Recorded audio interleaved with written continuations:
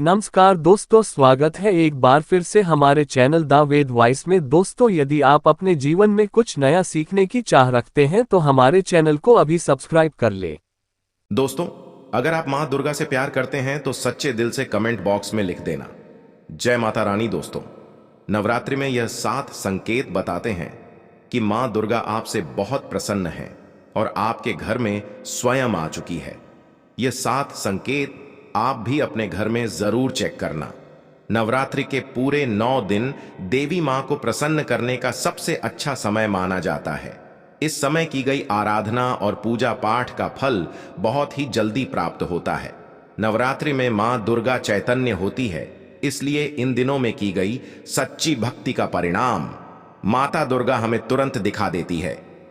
इस समय गलत काम करने से चैतन्य होने के कारण माता रानी हमें, अगर हम बुरा कर्म करें तो बुरा परिणाम भी तत्काल दिखाती है, हमें दंडित भी करती हैं। नवरात्रि के पूरे 9 दिन हमें पूर्ण रूप से सात्विक विचार से रहना चाहिए। हमें 9 दिनों तक कपट, छल, ईर्ष्या और द्वेष आदि का परित्याग कर देना चाहिए। मां दुर्गा जिस घर में आती है उस घर को पंडितों से भी ज्यादा पवित्र एवं शुद्ध कर देती है। वहां रहने वाले सभी लोगों की बुद्धि भक्तिमय हो जाती है और घर एकदम शांत रहता है, आनंद लगने लगता है। तो आप भी अपने घर में चेक करना। ये अगर 7 में से कोई भी संकेत आपको मिलने लगे तो समझ जाना माता रानी आपके घर में आ चुकी है। तो आइए जानते हैं कुछ संकेतों के बारे में। संकेत बताने से पहले अभी तक आपने वीडियो को लाइक नहीं किया है तो वीडियो को लाइक कर चैनल को सब्सक्राइब जरूर कर लेना सर। प्रथम था, मैं आप लोगों को नवदुर्गा के 9 स्वरूप एवं उनकी महिमा को बताऊंगा। इसके बाद में आप लोगों को संकेतों के बारे में बताऊंगा, कैसे और कौन से 7 संकेत है जिससे इसे आप पता कर सकते हैं कि माता रानी अब आपके घर में आ चुकी है। अगर आज के वीडियो मिस कर दी तो सारी जिंदगी पछताना पड़ेगा, क्योंकि इस समय माता रानी हमारे घर में आ जाती है, लेकिन कुछ गलतियों के कारण हम माता रानी को पहचान नहीं पाते। यही सबसे बड़ी हमारी मूर्खता है। तो वीडियो को ध्यान से देखना। माता रानी के 9 स्वरूप कहे गए हैं। इनकी पूजा करने से हमें अलग अलग फल की प्राप्ति होती है। ये जानकारी सबसे पहले जानते हैं, क्योंकि आप में से अधिकतर लोग वीडियो को देख रहे हैं वह नवदुर्गा माता की पूजा करते हैं, लेकिन उनके जो 9 स्वरूप है उनकी पूजा करने से कौन से फल की प्राप्ति होती है उनके बारे में उन्हें पता नहीं होता। ये सारी जानकारी विस्तार से बताऊंगा। अगर आप माता रानी के सच्चे भक्त हैं तो वीडियो को पूरा जरूर देखना, क्योंकि अधूरा ज्ञान हमेशा खतरनाक साबित होता है। ध्यान से देखना और कमेंट बॉक्स में जय माता दी जरूर लिखना। नवरात्रि के प्रथम दिन हम देवी मां शैलपुत्री की पूजा करते हैं। नवरात्रि में जो माता का प्रथम रूप है वह है शैलपुत्री। तो शैलपुत्री के लिए बोला जाता है, ये पर्वतराज हिमालय के घर में पुत्री के रूप में उत्पन्न हुई थी, इसलिए इनका नाम शैलपुत्री पड़ा है। नवरात्रि के प्रथम दिन हम माता शैलपुत्री की उपासना करते हैं। वृषभ में माता शैलपुत्री स्थित रहती है। वृषभ इनका वाहन है। यह अपने हाथों में खड्ग, चक्र, गदा, धनुष, बाण और श्रम को धारण करके संपूर्ण आभूषणों से विभूषित होती है। मेलमणि के समान क्रांति युक्त 10 भुजा माता की है, 10 चरण वाली है। इनके दाहिने हाथ में त्रिशूल और बाएं हाथ में कमल पुष्प सुशोभित है। देवी पुत्री, शक्ति, दृढ़ता, आधार पर स्थिरता का प्रतीक है। माता की उपासना करने से जीवन में स्थिरता आती है। तो अगर आप भी माता शैलपुत्री को प्रसन्न करना चाहते हैं तो आपके जीवन में स्थिरता आएगी। माता शैलपुत्री का जो बीज मंत्र है वो है ओम चंद जन जन शैलपुत्री देवे नमन। नवरात्र के दिन के हम माता ब्रह्मचारिणी की पूजा करते ही देवी ब्रह्मचारिणी की आराधना करने से कई प्रकार के मनोरथ की पूर्ति होती है। देवी ब्रह्मचारिणी इनका नाम क्यों पड़ा यह भी जान लेते हैं।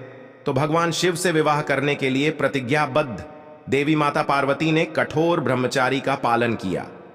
ब्रह्म का अर्थ होता है तपस्या और आचरण, उसका अर्थ होता है आचरण करने वाली। तो इस प्रकार ब्रह्मचारिणी का अर्थ हुआ और आचरण करने वाली। तो माता रानी ने कठोर तपस्या की। भगवान शंकर को प्राप्त करने के लिए इनके स्वरूप का सर्वप्रथम जानते हैं। तो देवी ब्रह्मचारिणी के दाहिने हाथ में जप की माला है, बाएं हाथ में कमंडल है और ब्राह्म का स्वरूप है। देवी ब्रह्मचारिणी की उपासना करने से मनुष्य में तप, त्याग, वैराग्य, सदाचार और संयम की वृद्धि होती है। माता की कृपा से ही सर्वत्र सिद्धि और विजय की प्राप्ति होती है। माता ब्रह्मचारिणी का मंत्र है, या देवी सर्वभूतेषु ब्रह्मचारिणी रूपेण संस्थिता, नमस्तस्यै नमस्ते, नमस्तस्यै नमो नमक। नवरात्रि के तीसरे दिन मां चंद्र घंटा की पूजा करते हैं।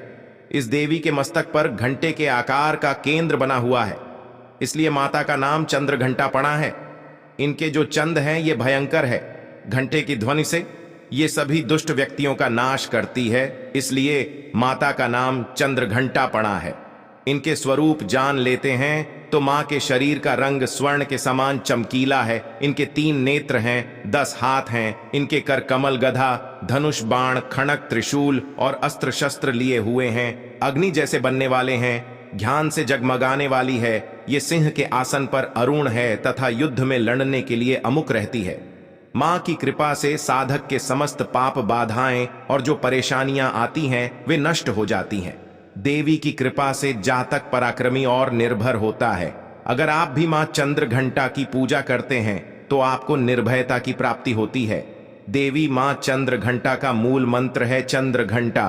देवी नमो नामा नवरात्रि के चौथे दिन मां कूष्मांडा की पूजा करते हैं। अब कूष्मांडा क्यों पड़ा है, नाम से भी सुन लीजिए। यह माता कूष्मांडा है क्योंकि माता ने ही सृष्टि का निर्माण किया है, इसलिए माता का नाम कूष्मांडा पड़ा है। माता रानी की 8 भुजाएं हैं और ये 8 भुजाएं कई प्रकार की है। ये 8 प्रकार की सिद्धि को अपने हाथों में प्रदान करने वाली कही गई है। इनका वाहन सिंह है और कूष्मांडा माता की आराधना करने से जातक के समस्त रोग और शोक जो होते हैं मिट जाते हैं। माता हमें आयोग, यश और बल तथा आरोग्य प्रदान करती है। माता का मूल मंत्र है कूष्मांडा। शर्मिंदा न महानवरात्रि के पंचम दिवस माता स्कंद माता की पूजा करते हैं। शैलपुत्री ब्रह्मचारिणी बनकर तपस्या करने के बाद भगवान शिव से विवाह किया। तदंतर स्कंद उनके पुत्र बने, अर्थात कार्तिकेय जो हैं उनके पुत्र बने, इसलिए माता स्कंद माता कहलाए। स्कंद भगवान को अपनी गोद में हमेशा बैठे हुए माता रहती है, इसलिए इनका नाम से निर्माता पड़ा है। और इन माता की उपासना करने से समस्त इच्छा की पूर्ति होती है और परम शांति की, परम सुख का अनुभव होता है। इनकी पूजा करने से, आराधना करने से सभी प्रकार की वस्तु की प्राप्ति होती है, ऐश्वर्य मिलता है। अगर आप मां की पूजा करते हैं तो ऐश्वर्य की प्राप्ति होती है, सभी प्रकार की सिद्धियों की प्राप्ति होती है। आइए जानते हैं माता का मूल बीज मंत्र। ओम देवी स्कंद माता न मां, ये माता का मूल बीज मंत्र है। दोस्तों, इसके बाद नवरात्रि के छठे दिन देवी कात्यायनी की पूजा करते हैं। मां दुर्गा के छठे रूप को मारकाट कात्यायनी के नाम से जाना जाता है। आरसी कात्यायन की कठिन तपस्या से प्रसन्न होकर उनकी इच्छा अनुसार उनके यहाँ पुत्री के रूप में पैदा हुई थी। आरुषि कात्यायन ने इनका पालन पोषण किया था, इसलिए माता का नाम काट यानी पणा है। माता की भक्ति जातक को अर्थ, धर्म, काम और मोक्ष चारों फल प्रदान करती है। साधक अलौकिक तेज और प्रभाव से युक्त हो जाता है। इनकी पूजा करने के बाद माता को जो मूल बीज मंत्र है वह इस प्रकार से है। ओम देवी कात्यायनी नामक इस मंत्र से जाप करके माता को प्रसन्न कर सकते हैं। नवरात्र की सप्तमी तिथि, नवरात्रि के 7वें दिन माता कालरात्रि की पूजा करते हैं। जी हाँ, माता कालरात्रि की उपासना करते हैं। संपूर्ण प्राणियों की पीड़ा हरने वाली अग्नि भय, जल है भय, रात्रि भय को दूर करने वाली, काम, क्रोध और शत्रु का नाश करने वाली हैं। इनकी पूजा करने से सभी पापों से मुक्ति, दुश्मनों का नाश और तेज बढ़ता है। मां अपने भक्तों के सभी प्रकार के कष्टों और भय से मुक्त कराती है। माता को जो बीज मंत्र है मेरी क्लीन चामुंडा विजय, इस मंत्र का जाप करने से माता बहुत ही प्रसन्न होती है। या फिर होम काली के नम, इस मंत्र का जाप कर सकते हैं। दोस्तों, नवरात्रि की अष्टमी दिन नवरात्रि के जो अष्टम स्वरूप कही गई है मां गौरी, मां दुर्गा का जो अष्टमी स्वरूप है ये मां गौरी है। हिमालय में तपस्या करते समय गौरी का शरीर धूल मिट्टी से ढककर मलिन हो गया था, जिसे शिव ने गंगा जल से ढोकर के मल को बाहर निकाला, मलिन शरीर को गौरव प्रदान किया। इसलिए माता का नाम गौरी पणा है। और इनकी पूजा करने से क्या फल प्राप्त होता है, आइए जानते हैं। ये सभी देवियों की तुलना में सबसे जल्दी प्रसन्न होती है। और अगर आप जल्दी प्रसन्न करना चाहते हैं देवी दुर्गा के स्वरूप में किसी भी देवी की तुलना में, आप महागौरी की पूजा करना शुरू कर दीजिए। इनकी पूजा करने से यह तत्काल प्रसन्न होती है। देवी का जो स्वरूप कहा गया है वो है सिद्धिदात्री मां। दुर्गा जी का जो स्वरूप है वह है सिद्धिदात्री। ये सभी प्रकार की सिद्धि को देने वाली है। सिद्धि अर्थात मोक्ष को देने वाली। तो देवी मां का पूजा पाठ करने से सभी प्रकार की सिद्धि की प्राप्ति होती है, सभी प्रकार की कामना की पूर्ति होती है। इसीलिए नवरात्र के 9वें दिन इनकी पूजा से असंभव कार्य को भी संभव कर सकते हैं।